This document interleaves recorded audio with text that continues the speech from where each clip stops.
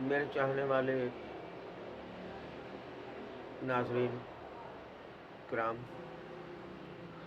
بزرگ جرنلسٹ اشفاق جعفری آزاد چاچا پاکستانی آج آپ کے ساتھ اہم ایشو پر گفتگو کرنے کے لیے حاضر ہوا ہے۔ آپ نے نوٹ کیا ہوگا میں 2-3 دن سے بالکل خاموش تھا، کیونکہ سندھ پولیس کے مسئلے پر میں تمام حالات اور واقعات کو دیکھ کے میں دیکھنا چاہ رہا تھا کہ قائد اعظم کے مزار پر جو بے حرمتی ہوئی اس پر کیا کیا ایکشنز ہوتے ہیں۔ اگر میرے باپ کے مزار پر کوئی نعرے لگائے تو میں اس پر کیا رد عمل دوں گا۔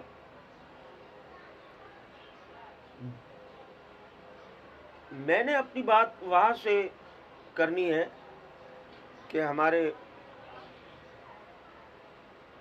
پاک فوج کے سربراہ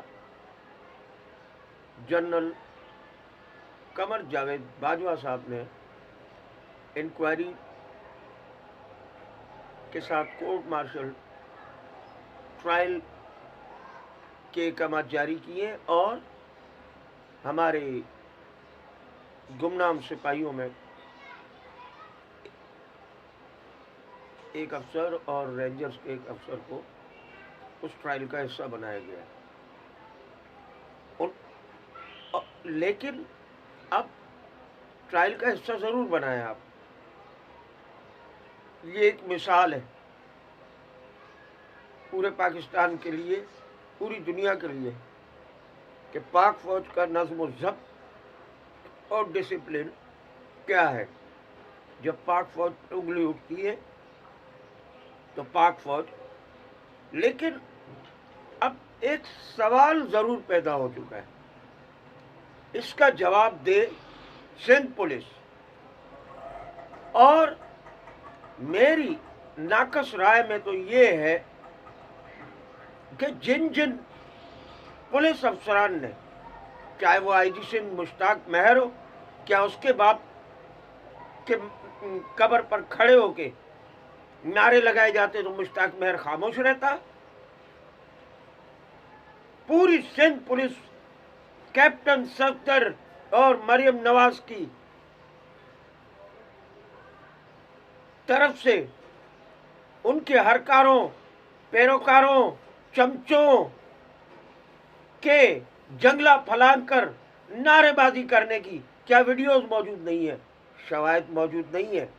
یا تو سندھ پولیس جو اس واقعے کے بعد مکمل طور پہ خاموش تھی، کوئی ایکشن نہیں کر رہی تھی، وہ جواب دے کہ اس دن مزار قائد پر کوئی واقعہ ہی رونما نہیں ہوا، مزار قائد کی کوئی بے حرمتی نہیں ہوئی۔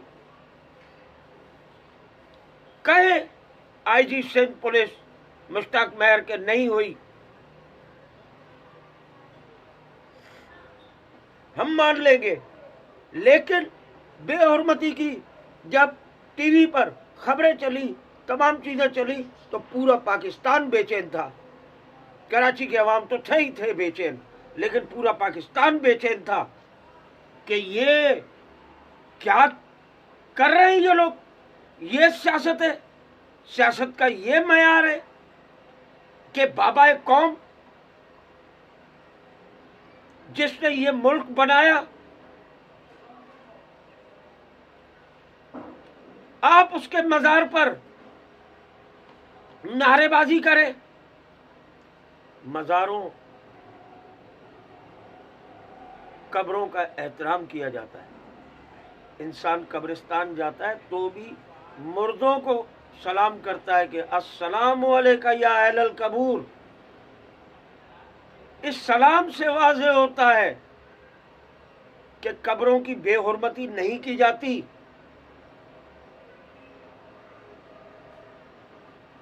وہاں تہذیب کے ساتھ فاتحہ پڑھی جاتی ہے، گلاب یا پانی کا چھڑکاؤ کیا جاتا ہے، وہاں صفائی کی جاتی ہے، انتہائی احترام کے ساتھ، محبت کے ساتھ، عقیدت کے ساتھ۔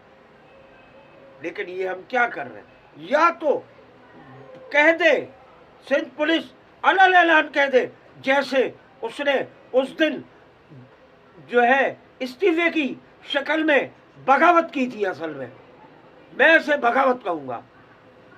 انہوں نے ریاست کے ساتھ بغاوت کی تھی, انہوں نے عوام کے ساتھ بغاوت کی تھی, انہوں نے پاکستان کے ساتھ بغاوت کی تھی, انہوں نے بابا قوم قائد اعظم محمد علی جناح کے ساتھ بغاوت کی تھی.